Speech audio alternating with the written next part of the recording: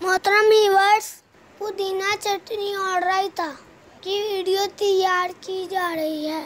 ये हम देसी तरीका से तैयार करेंगे।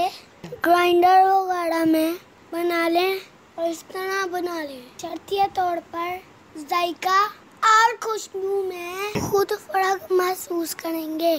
चलिए शुरू करते हैं। हमारे पास एक कुंडी है। सबसे पहले 1/4 चम्मच नमक का डाल लेते हैं। उसके बाद हरी मिर्च बारीक काट कर शामिल कर लेते हैं। इसका फायदा ये होगा, नमक की मदद से हरी मिर्च बहुत जल्दी ग्राइंड हो जाएगी।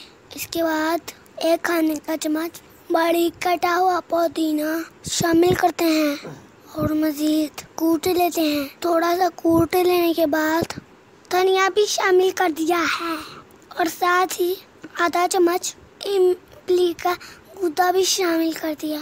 इसको अच्छी तरह कूट लेते हैं। चटनी तैयार हो गई है। कुछ हमने ऐसे ही अलहदा कर ली है और बाकी में दही डाल देंगे और कुंडी में ही मिक्स कर देंगे। ये ले, पुदीना का रायता तैयार है। बिरयानी या रान रोस्ट के साथ सर्व करें। हमारे चैनल को जरूर सब्सक्राइब करें और बेल आइकन पर क्लिक कर दें ताकि हमारी हर नई वीडियो की नोटिफिकेशन आप तक पहुंच सके।